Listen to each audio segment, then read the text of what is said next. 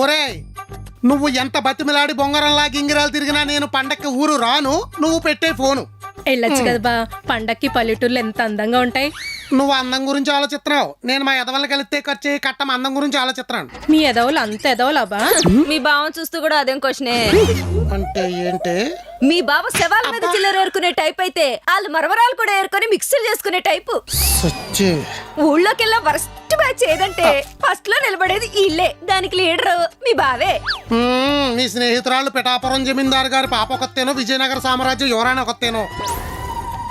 దినం భోజనాలకు పిలిస్తే 10 దినాలకు సరిపడే బాక్సులు అట్టుకుని బయటకు వచ్చి నైటీ బ్యాచ్ మీరును.